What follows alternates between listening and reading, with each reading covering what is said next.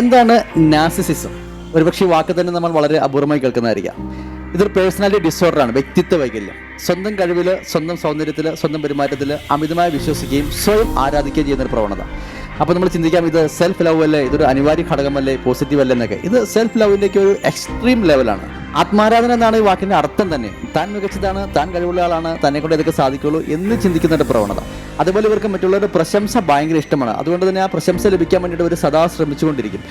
ഒപ്പം ഏതെങ്കിലും ആൾക്കൂട്ടത്തിലേക്ക്, ഏതെങ്കിലും സദസ്സിലേക്ക് കടന്നു ചെല്ലുമ്പോഴേക്കും അവർക്ക് പ്രത്യേകം പരിഗണന ലഭിക്കണം എന്ന് ചിന്തിക്കുന്നവരാണ്. അതോടൊപ്പം ഇവർ ഭയങ്കര ഡേഞ്ചറാണ്. കാരണം ഇവർക്ക് ഇവരോട് മാത്രമേ സ്നേഹം ഉണ്ടാവുള്ളൂ.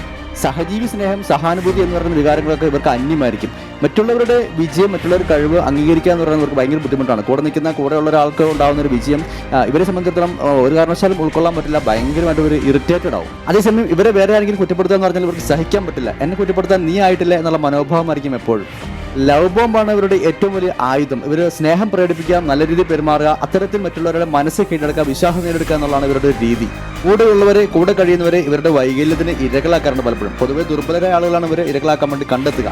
നമ്മുടെ സുഹൃത്തുക്കളോ ബന്ധുക്കളോ കൂടെ ജീവിക്കുന്നവരോ ജീവിത പങ്കാളിക്ക് ഇത്തരം വൈകല്യത്തിന് അടിമകളായിരിക്കും. അവരവരുടെ ഇരകളെ നിരന്തരം മാനസികമായി പീഡിപ്പിച്ച് ആത്മനിർവൃത്തി അടയുന്നവരാണ്.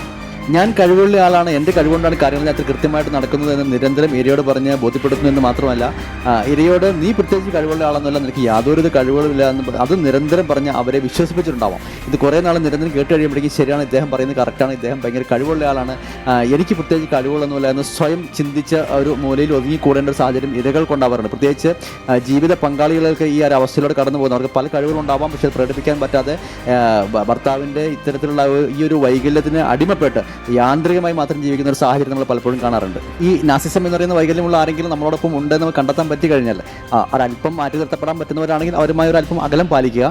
അതല്ല, നമ്മുടെ ജീവിത പങ്കാളിയൊക്കെയാണ് അകലം പാലിക്കപ്പെടാൻ പറ്റാത്തവരാണ് എന്നുണ്ടെങ്കിൽ ഇത് അവരുടെ വൈകല്യമാണെന്ന് മനസ്സിലാക്കി നമ്മളതിന് ഇരകളായി പോയിട്ടുണ്ടെങ്കിൽ, നമ്മുടെ കഴിവുകൾ ഇതൊക്കെ അടിച്ചമർത്തപ്പെട്ട് അവർക്ക്, അല്ലെങ്കിൽ ഭർത്താവൊക്കെ ആണെങ്കിൽ പോലും അവർ പറയുന്നതിനനുസരിച്ച് യാന്ത്രികമായി പ്രവർത്തിക്കുന്ന സാഹചര്യം ഒഴിവാക്കിയിട്ട് ഇത് അവരുടെ വൈകല്യമാണെന്ന് മനസ്സിലാക്കി നമ്മൾ സ്വയം മോചിതരാവാൻ വേണ്ടി ശ്രമിക്കുക. കാരണം ഇവരിൽ നിന്ന് ഒരിക്കലും സന്തോഷവും സമാധാനവും കിട്ടില്ല എന്ന് മാത്രമല്ല, ഇവർ മാനസിക സമ്മർദ്ദം നിരന്തരം നൽകിക്കൊണ്ടിരിക്കും നമുക്ക്.